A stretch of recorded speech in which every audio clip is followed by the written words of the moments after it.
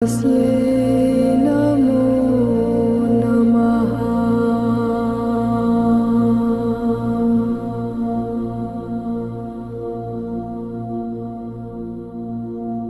मां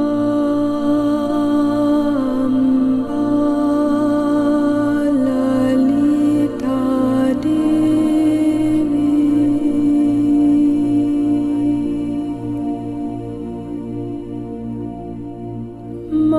महामाये मङ्गले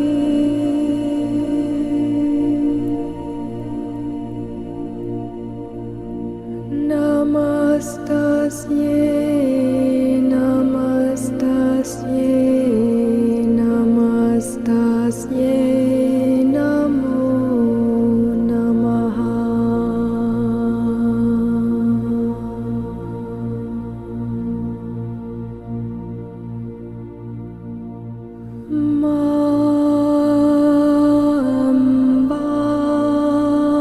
ललिता देवी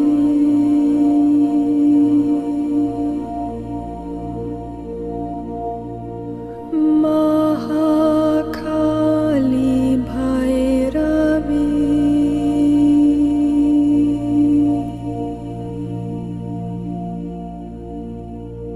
नमस्तस्यै नमस्तस्यै नमस्तस्यै नमो नमः।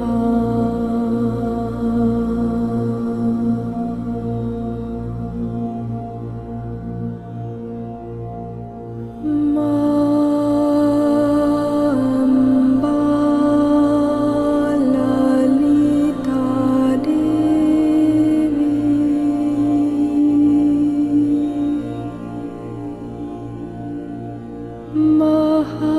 महालक्ष्मी वैष्णवी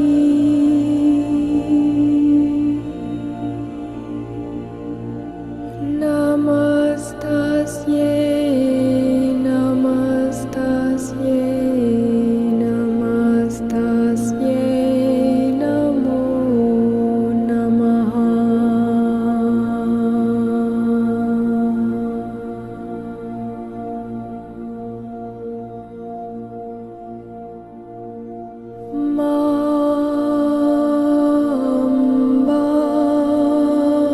ललिता देवी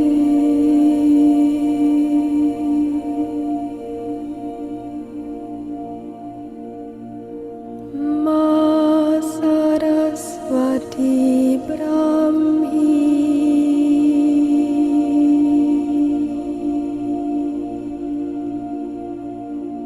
नमस्तस्यै नमस्तस्यै नमस्तस्यै नमो नमः।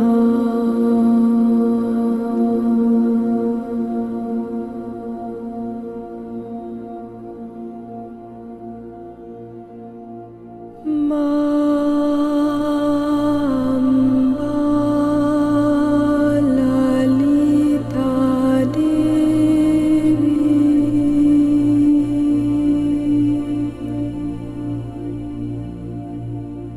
Durga Devi शङ्करी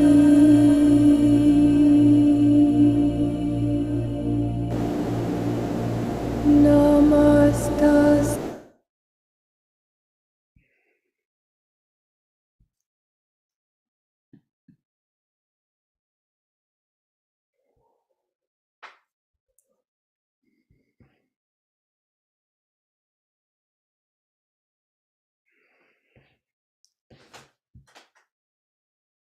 Hello, everybody. Welcome to our Meditate Anytime program. This will be a fairly short program. We'll be talking a little bit about Sahaja Yoga meditation, and we'll also have an experience of that. It's very much a real thing that you have to experience. So we'll have a little introduction, and then we're very fortunate at the end of our program to have a short musical presentation by Jean-Paul, who's joining us from Geneva. And music is a very important part of the Sahaja Yoga. It's something that has an effect on our inner system that we're going to be talking about today, a direct effect that is a connection and it works on the chakras within ourselves. So I'd like to ask Jean-Paul just to say a few words of introduction to introduce himself. Yes, hello everyone. Well, it's a bit subject, but as you said, you have to experience it. Music and meditation is quite related, and for me, it's a great support for attention. You know, sometimes in meditation, your attention goes away, and it's a good thing to stay in the center and listening to music and keep your attention on above your head. And it's what we will try to experience tonight with the live concert. Okay. Thank you, Jean-Paul. It's so nice that you can join us from Geneva. We've just been looking at these photographs of Switzerland and the beautiful scenery. So we're looking forward to that. Just a few words to introduce myself. My name is Alan Richards. I've been practicing Sahaja Yoga since the 1970s, so a very long time. And obviously I have got a lot of benefit from it. It definitely helps us in all aspects of our life, from family life through our work and dealing with all the stresses that are associated with that. This Sahaja Yoga is something that we all have. It's something that's built inside us. It's something that it is innate to our being, and so these classes are just to tell people about it. This discovery of Sahaja Yoga. So I'm going to restart the PowerPoint and share my screen.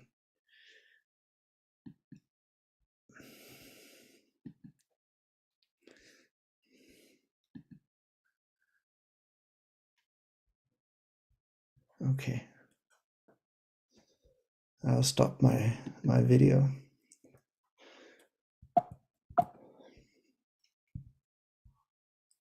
Sorry, I'm a beginner at this. So this will be a short presentation, as I said, about 20 minutes, and then we'll have some time at the end for music. Sahaja Yoga is like all yogas. Its goal is to make a connection. The name Sahaja means born within us, inborn within us, and yoga means connection. So for those of us who've grown up in the West, this may be new. For those of us who from India may be familiar with some of these terms, but we're going to talk today about this system and this unique discovery of a very effortless method of achieving that connection of yoga. The founder of Sahaja Yoga is Srimati Nirmala Devi. She started it in 1970, and she discovered a method, the Sahaja Yoga, to spontaneously and with large groups of people, for people to make this connection, to start this process within themselves. All of the machinery, all of the system is built within us. It's a matter of starting the process. So she started it in 1970, and from the following years, traveled all over the world giving programs about Sahaja Yoga, and tirelessly traveling to spread this new discovery. And now that's practiced thousands of people in almost every country in the world. The benefits of meditation are obvious. That everybody knows what it does for you, and it's now becoming a mainstream thing. Many doctors are recommending this as a way of dealing with stress, and it's becoming much more mainstream. It's something that we can do for ourselves. It's not something we have to rely on outside. We can help our health. We can do that without drugs.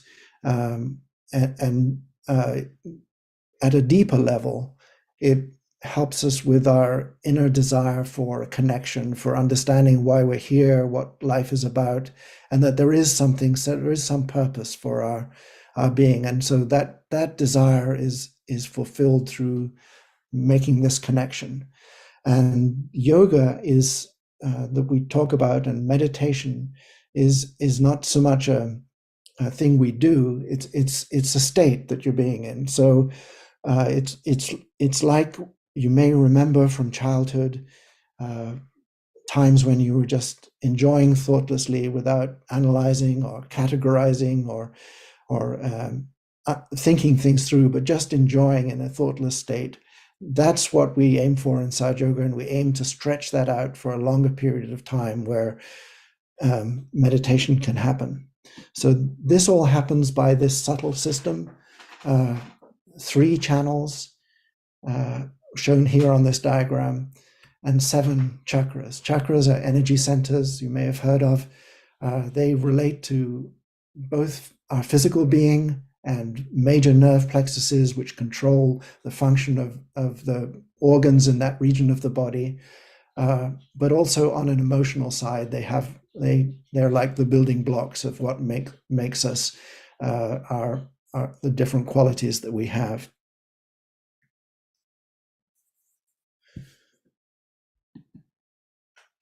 So today's theme is being connected. That's connected to the word yoga. That, as I said, is something like a child lost in play, being engrossed in an activity or hobby. So when we meditate, it's not like we're in a trance or we're somehow unconnected with the world. Actually, your sensations become clearer and more intense.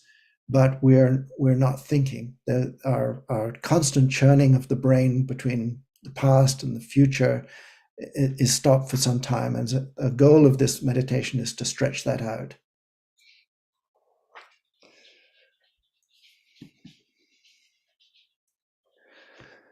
The last chakra, at the very top of the head, the Sahasrara chakra, is the point of connection. Within us, there is an energy, a latent desire, which is called Kundalini. It's shown on this diagram as that spiral in the sacrum bone at the base of the spine. When that's awakened, it passes up through the central channel and passes through the 6 chakras above it.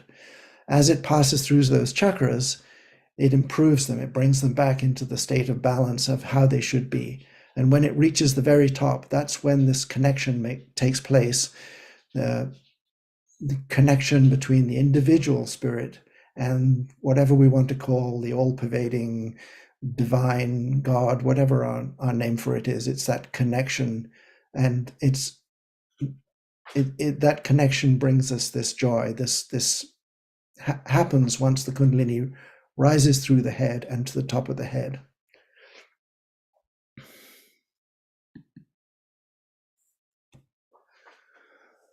So we touched on some of these points earlier. What stops this happening, which is the most common thing, is that we just can't stop thinking. We're constantly planning, we're constantly remembering, and churning in our mind over things. And so all of these things that distract us on a material level in our daily life, our desires are looking for sensations, looking for reinforcement of our sense of ego, or seeking attention. All of these things get in the way. And what we're trying to do is just create a gap. So when we sit down to meditate, there's just a gap in our thoughts. We're just enjoying without thinking.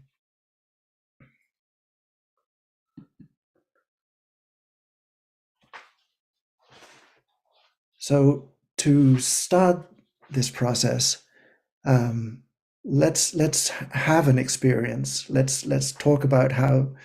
Let's experience it, and then afterwards, you can, if you wish, you can put some questions in the chat. This is a very short session. We can only cover a little bit, but just to try this experiment. If you're sitting in a chair, sit comfortably. Don't strain. You should relax. You should move your shoulders a little bit till they drop down and you feel relaxed.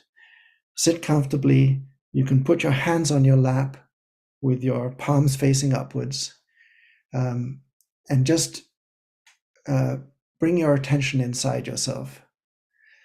You can close your eyes if you like, and just within yourself, just ask your individual energy, please give me my self-realization. Please establish within me a state of thoughtless meditation. You can just say that inside yourself. It's just expressing a desire to see and treat it like a scientist, like a hypothesis. Am I feeling anything when I do this? Let's sit just for a minute or two.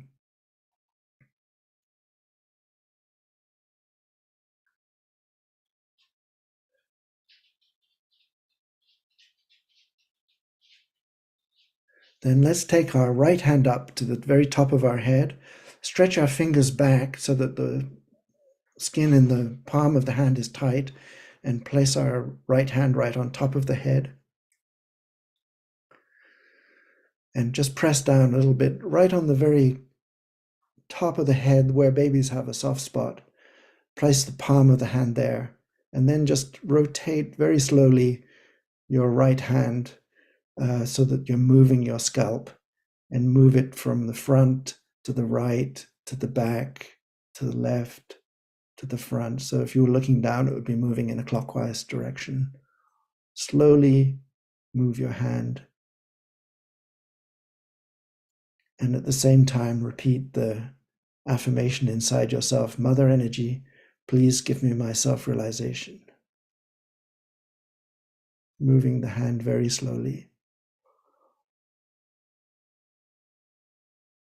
And then bring your right hand down back onto your lap.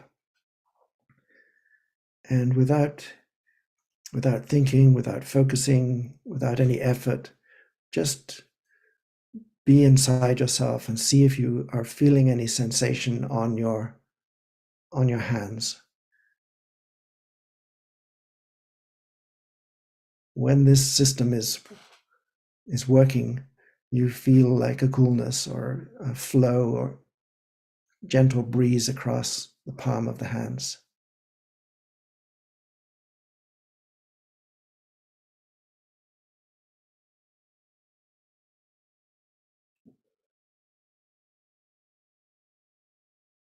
The hands are very important because each finger is related to one of the chakras that we saw on the chart. And so if there's any obstruction or any problem with one of the chakras, it relates to the fingers. Each finger will feel a little tingling relating to that chakra. So we can diagnose for ourselves what's going on.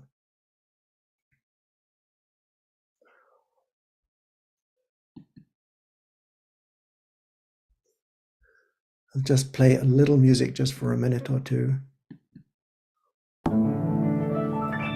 Your attention inside.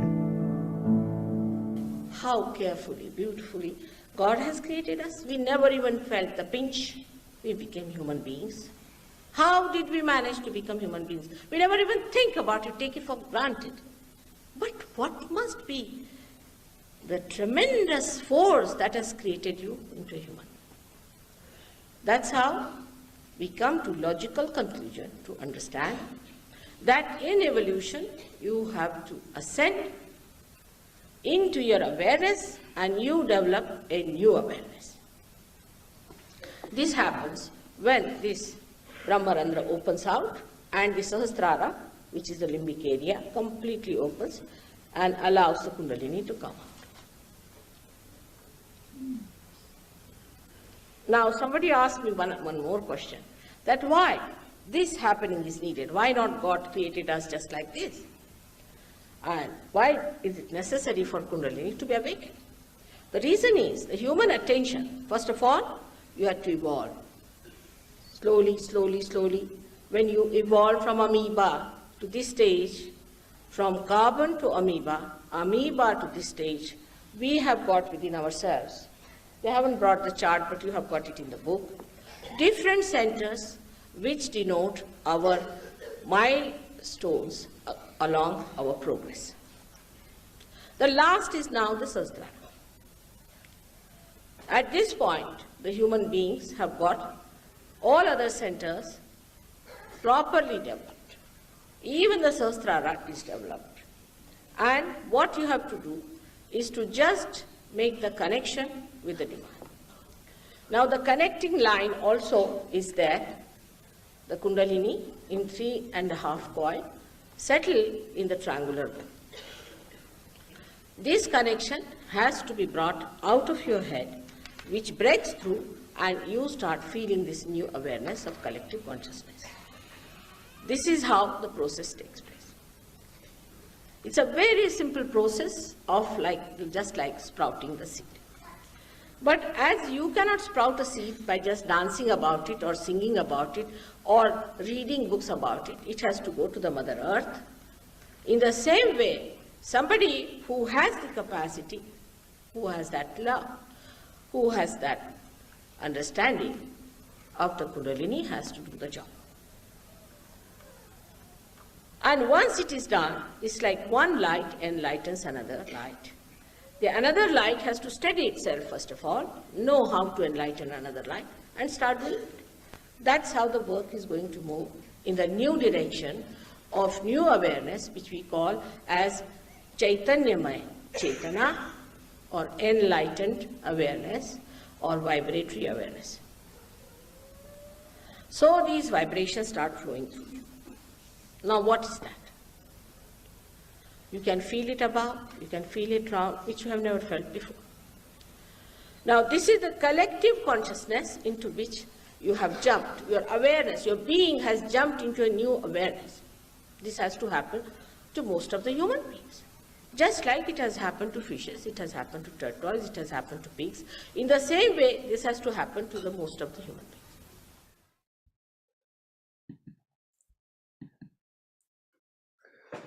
So let's just meditate one more time. Keep your hands resting on your lap with the palms upwards, and just bring your attention inside yourself and try to just have a gap in the thoughts. If you find you're thinking, just pull yourself back out of it and just keep your attention inside yourself for a few minutes.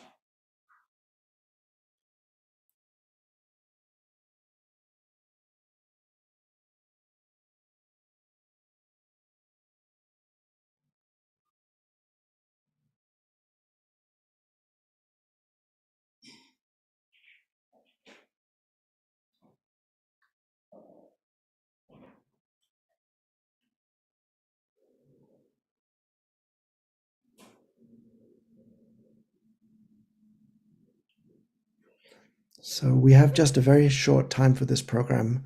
We'll do a abbreviated version of this, where just move your right hand up to place it over your heart on the left-hand side. And just pray inside yourself, I want to be connected to my spirit. I want to be one with my spirit.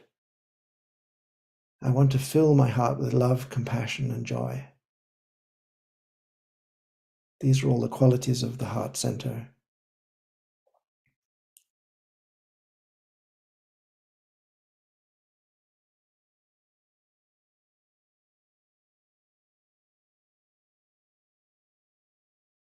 And then bring your right hand back again, right on top of your head, and then just raise it up an inch or two above the top of the head to see if you feel anything like a flow from the top of the head.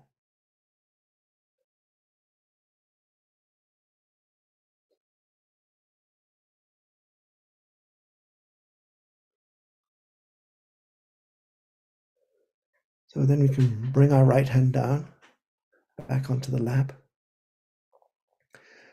At the end of the program, we'll have time for questions and answers if anybody has any. But in a minute, I'm going to give Jean-Paul alert that we're about to ask him to start his music presentation in a few minutes.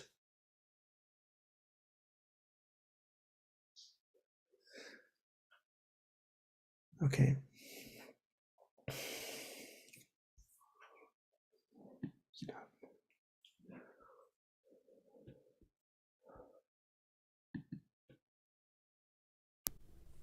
So I don't know if you felt anything, but we can certainly try to answer any questions that you have at the end of the program. And let's just, as we listen to this music, let's try to stay in that state of meditation, because when you're meditating, you enjoy the music even more. You feel that joy in your heart from the music. You feel the joy of the presenter, of the musician, expressed through the music. So let's try to stay in that state as we listen to this. Jean-Paul, if you're ready, let's begin.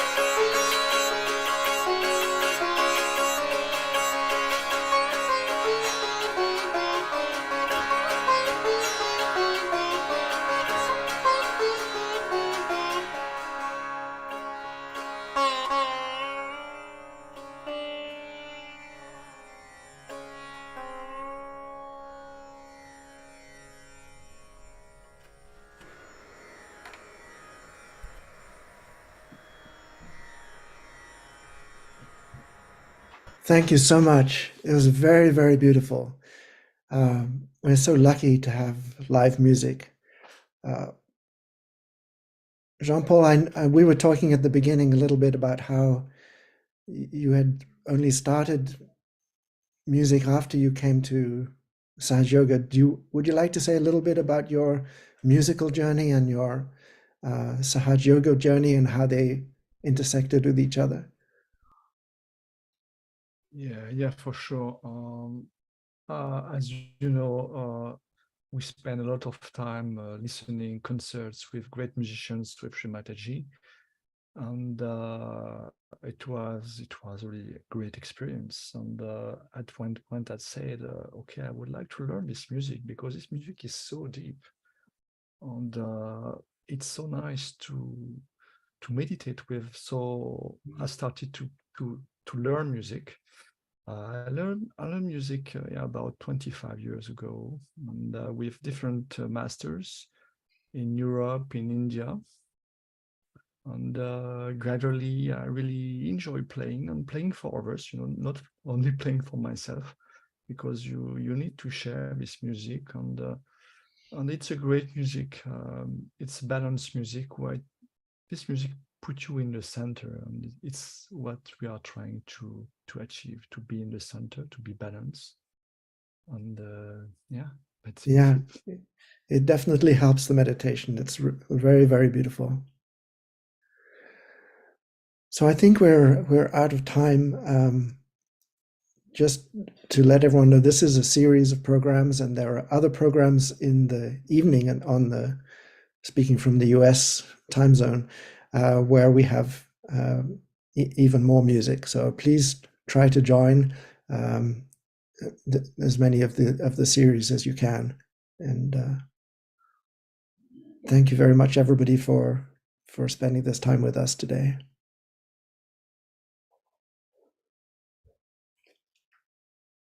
So thanks for the messages in the chat. If anybody